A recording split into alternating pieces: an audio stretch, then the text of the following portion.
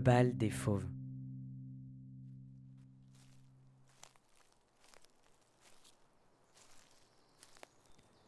En bas, il y a la maison de ma mère, isolée du reste du village par quelques arbres. On monte sur la colline en ouvrant un petit portail de métal qui grince. On suit ensuite un petit chemin de gravier, puis une sorte de route cabossée qui, à la fin, devient à nouveau du gravier, puis des feuilles, puis de la terre. En haut, on trouve le plus grand trou du monde. Enfin, je crois. En tout cas, celui de mon propre monde. J'ai grandi ici, dans ce village industriel dans le nord vaudois, en Suisse. Pas loin de ma maison, il y a une grande carrière de ciment qui mange la colline. Cette colline a été au cœur de débats publics locaux depuis longtemps et a connu un éclairage médiatique important à partir de 2020, suite à une occupation par des activistes en vue d'une éventuelle protection. En effet, la colline du Mormont représente aujourd'hui une partie importante des émissions de gaz à effet de serre au niveau national, en plus de détruire un patrimoine vivant et culturel conséquent. Car cette colline, en plus d'avoir accueilli ma maison d'enfance sur son flanc, d'abriter une faune et une flore extraordinaires, a été, semblerait-il, sacralisée par le passé. Des fouilles archéologiques ont été entreprises de 2006 à 2016 et ont révélé des restes humains, du mobilier céramique et métallique, un inventaire de vestiges considérables d'un point de vue de l'archéologie vaudoise. Bref, comme vous pouvez l'imaginer, son histoire est riche, complexe, et j'aimerais pouvoir tout synthétiser, faire tout comprendre en quelques phrases, mais je ne me sens pas de le faire seul. Et je crois que ce sera compliqué de faire ça seulement en quelques phrases. J'ai choisi de revenir dans le village de mon enfance et tendre le micro à celles et ceux ayant comme combat la protection de ce lieu qui pourront, j'espère, vous faire comprendre ce qu'est l'aventure Mormon.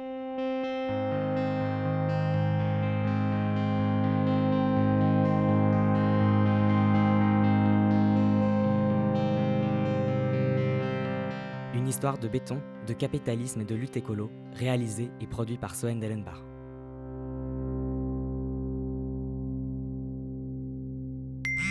Bonjour.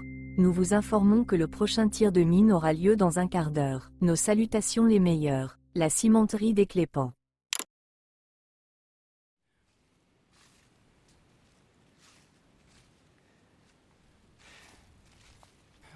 Comment c'était ?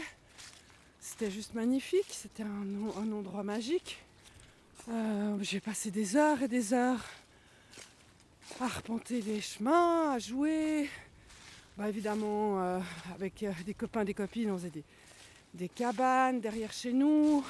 Mais c'était aussi vraiment un endroit où on aimait parcourir les sentiers. Parce que c'est très diversifié.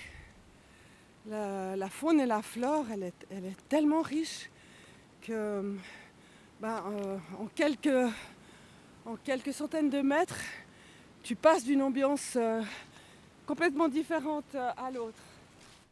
Mais quand t'étais enfant, il y avait l'exploitation, mais c'était beaucoup plus petit, non ? Oui, absolument. C'était encore à une échelle soutenable pour l'environnement. C'est-à-dire que c'est quand c'est devenu Holcim que c'est devenu vraiment incroyablement féroce. Mais toi, du coup, quand t'étais plus jeune, est-ce que ça t'inquiétait déjà ? Oui, depuis toujours. Puis je disais à mon papa, mais ils sont en train de manger la colline. Puis mon papa il disait, ouais, on fait pas d'omelette sans casser des œufs. Moi ça m'avait pas convaincu, mais j'avais pas trop de réponse à lui donner. C'est plutôt de l'ordre de l'émotion. Parce qu'intellectuellement, j'étais une enfant, on n'a pas les informations suffisantes pour pouvoir répondre à ce genre de remarques. Mais ouais, après je suis partie plusieurs années. Je ne suis pas tellement revenue me balader. Quand on a décidé de venir habiter avec toute la famille, avec les pans, on a recommencé à se balader. Puis là, c'était le choc. La colline avait perdu, je sais pas, un tiers d'elle-même. Une avancée qui était faite parce qu'on a toujours plus de moyens que la technologie, elle progresse, puis qu'on peut faire des tirs de mine plus importants. Bon, il y a des limitations évidemment, mais on peut en faire aussi plusieurs fois par semaine par exemple. Quand on n'est pas habitué, ça surprend. On a vraiment l'impression qu'il y a un commencement de tremblement de terre. J'ai un voisin qui venait d'emménager et j'avais pas pensé à l'avertir des coups de mine.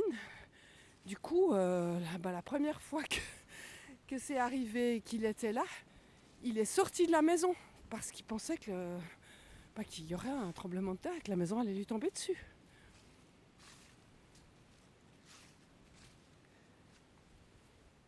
Bon voilà, on est devant le trou et puis c'est un paysage un peu apocalyptique dans le sens qu'il y a plein de machines qui creusent. C'est des falaises qui ont été façonnées par l'homme. On voit les différentes couches des différentes sortes de pierres, de terre. La verdure a été enlevée, il n'y a plus d'arbres, plus d'arbustes. Tout est dédié à l'extraction. Pour moi, c'est un gros trou aussi parce que j'ai la référence de comment c'était avant. Donc forcément, chaque fois que je passe là-devant, ça me fait mal au cœur. C'est dur, moi j'ai de la peine à décrire ça me fait tellement mal au cœur. J'ai pas encore fait mon deuil. Je sais pas quoi. C'est comme tu décris le corps d'un ami qui vient de partir, quoi. Je sais pas, c'est des arbres. C'est un massacre. Des centaines d'arbres qui sont abattus, il y a des tas de bois qui font 5 mètres de haut. C'est un massacre. Ils ont aussi enlevé les arbres qui étaient devant. Ah non, ils ont tout massacré, tout le plateau de la Birette, tout ce qui va être exploité.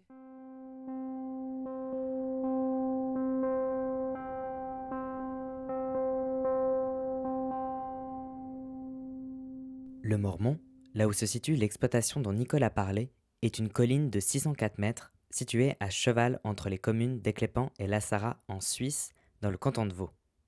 En 1953, la société des Chaux et Ciments ouvre une carrière sur le site du Mormont. Déjà à l'époque, cette exploitation est contestée, notamment par le scientifique Pierre Villaret, directeur de l'Institut de botanique systématique et de géobotanique de l'Université de Lausanne. Cette contestation n'a eu aucun poids dans l'occupation du site par le cimentier. Il a obtenu l'autorisation d'exploitation pour les 50 prochaines années, délivrée par l'État en 1969. En 1992, l'entreprise des Chaux et Ciments est intégrée au groupe de cimentiers Holderbank Cement und Beton, qui deviendra plus tard Holcim. Holcim Suisse a présenté ce matin ses objectifs environnementaux pour 2030. L'industrie du ciment est responsable de 8% des émissions mondiales de CO2. C'est 2 fois plus que l'aviation. C'est oui au projet de méga fusion entre le cimentier saint-gallois et son concurrent français Lafarge. Paris, où le cimentier franco-suisse Lafarge Holcim est accusé de polluer la Seine dans le quartier de Bercy. Un fort dégagement de poussière de roche est survenu dimanche dernier lors du redémarrage du four de la cimenterie d'Éclépant dans le canton de Vaud. C'est une première Suisse, une plainte climatique contre Holcim vient d'être déposée aujourd'hui devant le tribunal économique de Zoug. En France, la Cour de cassation a définitivement validé ce mardi la mise en examen pour complicité de crimes contre l'humanité du cimentier Lafarge, filiale du géant des matériaux de construction Holcim. Comment réduire ses émissions de CO2 quand on est un géant du ciment et du béton?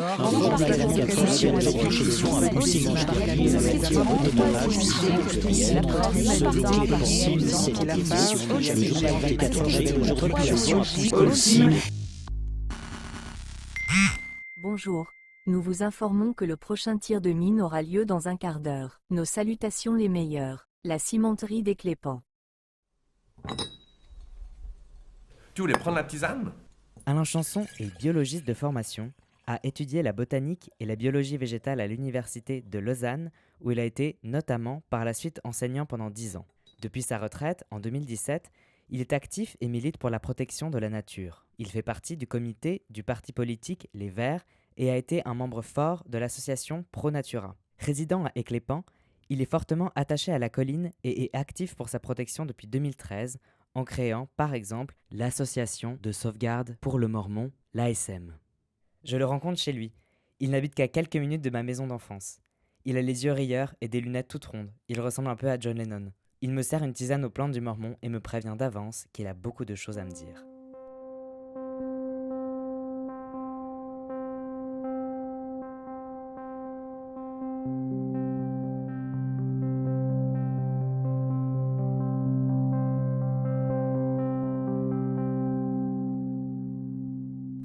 À mon attachement aux Mormons, c'est quand je suis né en 53, donc je suis né au moment où ils ont commencé l'exploitation.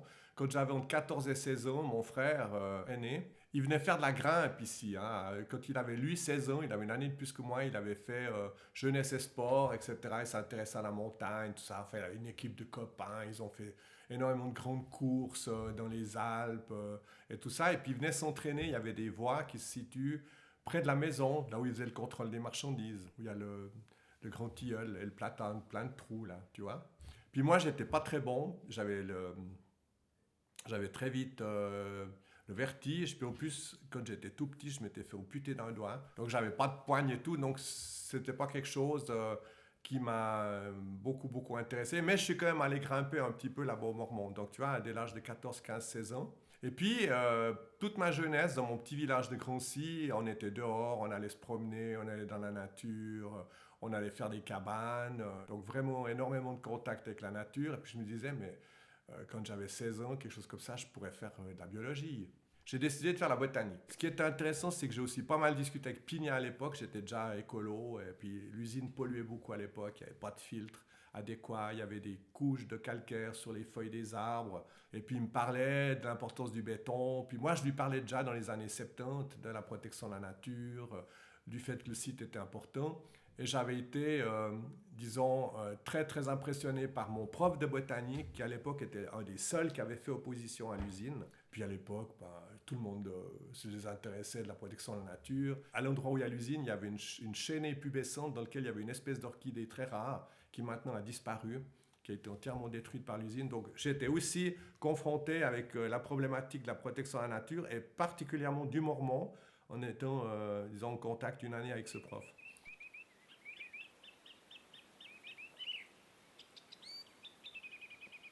Il y avait ici un voisin de toi, qui est juste en dessous de chez toi, qui s'appelle Peter Edwards. Il était à l'époque membre de la commission de suivi du parc Mormon pour Naturavo. Donc c'était lui, Monsieur Mormon. Puis Peter Edwards, il est très cyclotimique, comme tu le connais, il a des côtés up, down, etc. Donc il en avait un peu marre, il voulait aller voyager et tout ça. Donc ce qui fait quand on s'est rencontrés sur le Mormon, il m'a dit, écoute, tu veux pas reprendre mon travail et tout ça? Et puis, je dis, je suis bientôt à la retraite. Enfin, tu vois, c'était en 2012, 2013.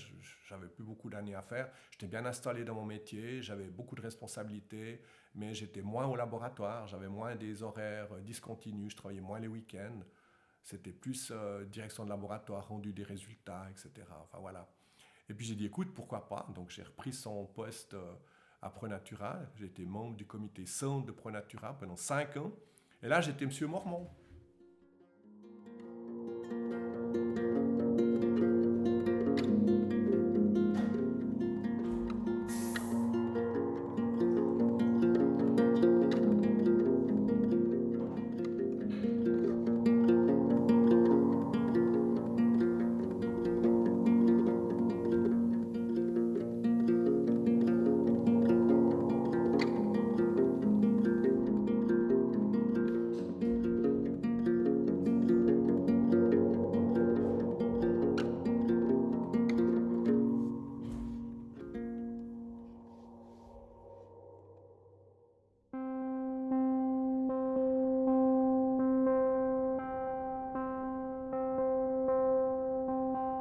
Le bal des fauves. L'inventaire fédéral des paysages, c'est dans les discussions qui ont eu lieu entre 97-2000 qui a abouti au plan d'affectation cantonale Mormant, à l'exploitation de la grosse carrière. Ben là, tout d'un coup, la Confédération, elle arrive avec ses grands pieds, et puis elle a regardé les plans, puis elle a vu les plans, la carrière actuelle, Birette, Fontaine, réserve d'exploitation. Ils ont fait un trait autour, puis ils ont dit tout le reste, on protège. Inventaire fédéral des paysages. Donc, au départ, si tu veux, ils ont obtenu la carrière qui est pratiquement terminée, en tout cas en surface, qui s'est terminée par Mormont 6. Hein, tout ça, ça a commencé en 1953, ça s'est terminé en 2022. Mais ils ont encore le droit de finir la matière qui se trouve dans cette carrière. Et puis, avait été discuté avec les milieux de protection de la nature, après plus de 40 réunions, etc., le pacte Mormont. Et là, au dernier moment, ils avaient réussi à mettre la notion de réserve d'exploitation. Ils avaient mis comme réserve possible la Birette ou Fontaine. Mais l'un ou l'autre. Et eux, ils sont arrivés en 2012 en disant ouais, on prend Birette, on prend Fontaine, on prend tout le sommet du Mormont, on met tout ça à l'enquête. Jusqu'en 2070, l'exploitation. Ensuite, en 2070 et 2100, on rebouche, on remet en ordre le trou. C'était même pas rebouché à l'époque, c'était voilà. Et puis, finalement, ils se sont cassés la figure. Et puis, quand ils ont vu que ça n'allait pas, et puis que ça commence à créer des soucis, qu'il y avait une association, que les ONG protection de la nature étaient contre, même les politiques, hein, finalement, on a réussi à les faire voter contre ce projet. Ils ont revisé le tir et puis ils se sont dit on va essayer d'abord dans un premier temps de prendre ce dont on a droit, la Birette, plus ou moins. Hein. La seule chose qu'avaient obtenu les ONG pour se défendre contre cette réserve d'exploitation, c'est que François Estopé, qui était là, avait obtenu que ça soit remis à l'enquête. Pas que toute l'enquête se fasse en 99-2000, quand ils ont eu la grande carrière, mais qu'ils doivent exploiter la grande carrière, puis après, s'ils voulaient exploiter une réserve d'exploitation, il fallait qu'ils remettent à l'enquête. C'est ce qui nous a sauvés. Alors, on s'est posé la question, c'est mal parti, quoi. On a excessivement peu de chance de sauver la Birette. Mais on va le faire quand même pour s'aguerrir, pour augmenter la taille de notre association, pour avoir des alliances avec des partis politiques, d'autres associations et tout ça. Comme ça, le jour où ils voudront exploiter en dehors de la Birette, par exemple, s'ils veulent réexploiter le sommet, Fontaine ou même ailleurs, on sera vraiment très, très aguerris pour les confronter.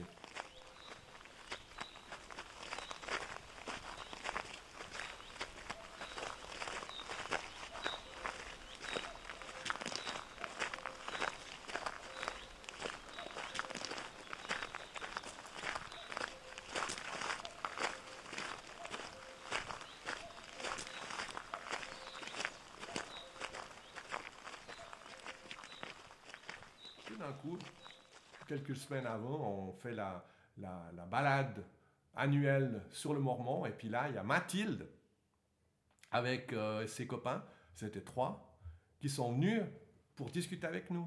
Puis elle m'a posé des questions. Si on fait quelque chose dans les arbres, à quelle distance tu penses qu'on devrait se mettre des tirs de mine et tout ça. Moi, j'ai rien vu venir. Enfin, je savais qu'ils allaient faire une action. Je pensais qu'ils allaient venir là. Et puis, tu vois... Mais pour moi, je me sens tout à fait innocent de ce qu'on m'accuse d'avoir fait venir les zadistes sur le Mormont. C'est pas vrai, c'est les zadistes eux-mêmes qui avaient l'idée de venir sur le Mormont. Puis nous, on leur a donné un coup de main pour leur donner des informations, mais on n'avait jamais imaginé qu'ils allaient s'installer des mois et des mois. Après, évidemment, on était les plus heureux du monde. C'est ce que j'ai dit à l'illustré à l'époque. J'ai dit, mais c'est fantastique pour nous. Donc, ils sont arrivés au mois d'octobre. Bon, j'ai enterré ma maman le vendredi, et puis dans la nuit de vendredi à samedi, les zadistes sont arrivés. Le lendemain matin, ils me téléphonent à 6h du matin. Écoute, on est là, on est sur le Mormont, on monte une ZAD. Alors, je suis monté, j'ai pris les premières photos. Puis après, il y a eu toute l'époque des zadistes, qui a été extrêmement enrichissante pour énormément de gens, dont moi et les membres de l'association. Et puis, par la suite, là, les policiers sont arrivés, et nous, on n'a pas arrêté le combat. On a ça même bonifié, fait connaître, etc. à notre combat. Et donc ça nous a été très utile aussi pour l'initiative. Mais ceci pour dire qu'il y avait cette association avec les Verts. Donc pendant toute cette période-là, ils cherchaient aussi des motifs et des idées pour les élections. Et ils ont toujours mis en avant la protection du Mormont, l'économie circulaire, la lutte contre le réchauffement climatique, les émissions de CO2 de l'CIM, qui ont été très critiquées. Donc, quand on a décidé de mettre sur pied la récolte de signatures pour une initiative, on avait cette machine de guerre. c'est une machine de guerre, en plus associée aux socialistes. Deuxième machine de guerre, ensuite tous les partis de gauche. Hein? Donc on a ramassé tous les partis plus à gauche que les Verts et les socialistes. Et puis bon, les Verts libéraux n'ont pas voulu venir avec nous, parce que de toute façon c'est des libéraux, puis voilà, il vaut mieux pas discuter avec eux. Et puis ça a été assez facile de réunir les 12 000, on a eu même 13 000 signatures. L'initiative a été acceptée. Et juste en ce moment, pour ça qu'on en parlait sur le Mormon, le Conseil d'État, dans un premier temps, a demandé 1 année supplémentaire pour prendre une décision, donc qui a été accordée par le Parlement, par le Grand Conseil. Et puis là, ils sont en train de préparer un contre-projet direct, institutionnel, sur la Constitution, constitutionnelle, on dira plutôt, où ils mettraient l'énergie circulaire dans la Constitution, ils corrigeraient le petit article qu'il y a actuellement avec recyclage du béton, mais ils iraient beaucoup plus loin que ça, faire attention aux ressources, utiliser du béton recyclé, utiliser d'autres matériaux, enfin voilà, tout ça. Par contre, alors, la protection du Mormon qu'on avait mis dans la Constitution aussi, c'est une deuxième modification constitutionnelle, ça, ils proposent de la mettre dans la loi sur la protection de la nature. Donc on discute sur cette loi, mais c'est une loi. On a vu ces derniers temps, la loi sur la protection des arbres, elle est inclue dans cette loi, et ben, elle est déjà en train d'être affaiblie par la droite. L'exemple, c'est que dernièrement, ils vont obtenir que quand on abat des arbres, on ne soit plus obligé de le mettre dans la feuille des avis officielle. Donc il n'y a plus de transparence. Les associations doivent de nouveau retourner dans les communes, retourner sur les sites internet des communes. Ça veut dire que la plus grande partie des abattages d'arbres, on ne les verra pas, à moins qu'il y ait des gens qui nous les annoncent. Donc c'est une perte je dirais, d'efficacité de la loi. Alors, ils proposent de protéger le Mormon comme la venoge sous forme d'une loi, mais s'il y a quelque chose qui ne leur plaît pas, à un moment donné, s'il y a une majorité politique de droite puis qui disent on a besoin de béton, à la rigueur, ils peuvent revenir modifier la loi. Et puis, pour ça, pour le moment, on va essayer de tenir bon. On va leur dire on préférait dans la Constitution, mais s'il n'y a pas moyen de faire autrement, puis si on voit qu'on ne va pas avoir une majorité après au Grand Conseil où ça va passer, à ce moment-là, on va peut-être laisser, parce que c'est très bien fait. Donc, on a quand même bien avancé dans la protection du Mormon. En fait, s'il n'y a pas de changement politique qui ne change pas la loi projetée, ben, ils auraient plus la possibilité d'exploiter 1 mètre carré supplémentaire du Mormon.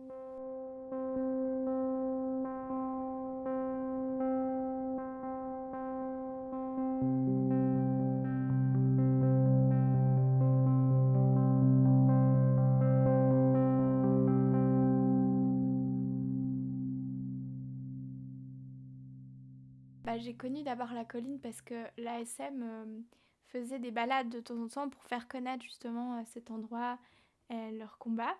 Et avec des amis, on était tombés sur ces balades parce que aussi en prenant le train régional en direction d'Yverdon ou plus loin, depuis Lausanne, et ben on passe devant le trou, devant l'usine d'Holcim, et donc c'était assez interpellant.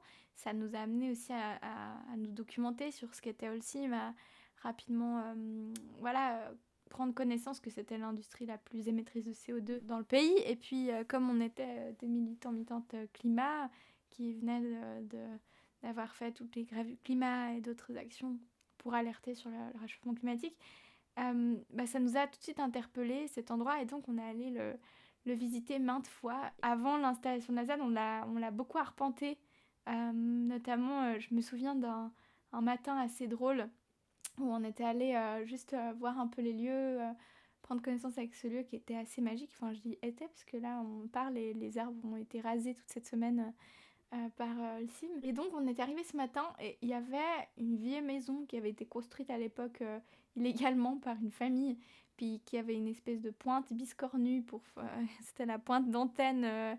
Et en fait, elle était magique un peu cette maison. Ils avaient déjà cassé les vitres en fait pour empêcher qu'il y ait des squatteurs. Et on était arrivés, il y avait plein de gens qui chillaient, qui étaient là au bord d'un feu, ils bouffaient des croissants et je sais pas. Et en fait, c'était des jeunes qui faisaient une fois par mois une fête, genre une rave quoi, au bord de la carrière. Ils connaissaient ultra bien ce lieu. Ils faisaient partie du milieu tough. C'était une rencontre super parce qu'ils nous ont un peu pas mal donné d'infos de quels étaient un peu les lieux, comment eux ils connaissaient, leur rapport avec l'entreprise et tout. C'était vraiment une rencontre assez drôle. Voilà, après je l'ai connu en habitant dessus pendant 6 mois. Ça nous a pris quelques semaines de organisé l'installation d'un campement géant là-bas dessus. C'était la première ZAD de Suisse quand même. On allait un peu en terrain inconnu. Je me souviens de l'installation qui était une nuit de pleine lune en fait, où il y avait une espèce de lumière qui baignait la place en fait, comme ça nous rendait assez sereines parce qu'on voyait ce qu'on faisait. Il y avait des bruits de clous toute la nuit, de création des cabanes, d'installation des fenêtres du coup qui avaient été pétées par l'entreprise pour empêcher les squats. Et l'installation de la cuisine collective, la création des premiers lieux où dormir, l'installation du dortoir et l'installation des banderoles aussi qui étaient là pour signifier la raison de notre présence. Et ouais, c'était juste trop drôle en fait le lendemain de dire bon bah première ZAD de Suisse, on est là.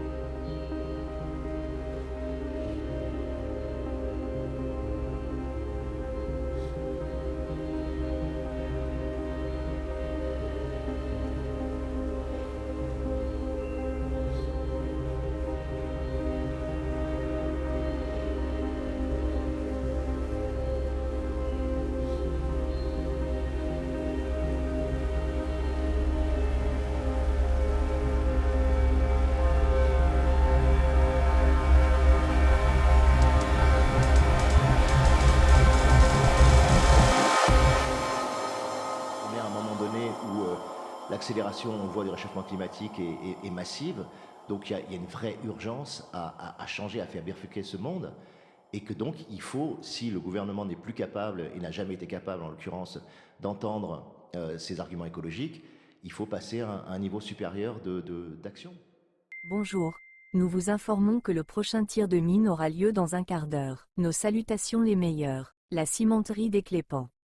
Ouais, je me souviens de ce premier week-end qui était assez fou parce que du coup il y avait des gens qui affluaient de partout pour voir ça. Je me souviens d'une amie de loin en fait qui m'avait dit que quand elle avait lu ça, elle avait pleuré parce que ça faisait longtemps qu'elle se disait mais il faudrait faire une ZAD en Suisse dans le sens où on a besoin de ce type de mouvement social là aussi qui vient replacer l'écologie sur un truc concret de lutte par les corps et puis qui n'est pas juste demander au gouvernement des actions mais vraiment mettre en place des autres systèmes ensemble et puis se poser en fait avec nos corps à des projets qui détruisent le vivant. Vivre là-bas, c'était aussi beaucoup d'anxiété tout le temps parce que on savait pas quand est-ce qu'on allait être délogé, puis plus le temps passait, plus on créait des attaches avec cet endroit, avec ce qu'on y créait, avec avec les rituels qu'on y créait. Enfin, quand je dis rituels, c'est plus des habitudes, vraiment de la construction collective là-bas en haut, des gens qu'on accueillait, des gens qu'on rencontrait. Qui étaient intéressés par ce qui se passait, puis de voir en fait l'effet de cette ZAD sur le discours, sur le politique, en fait, de voir que ça avait remis au centre la question du béton, que désormais on ne pourrait plus juste parler de béton comme si c'était un matériau écologique, et puis que en même temps on hissait cette colline comme un lieu extrêmement symbolique, comme il a déjà été dans le passé avec son histoire.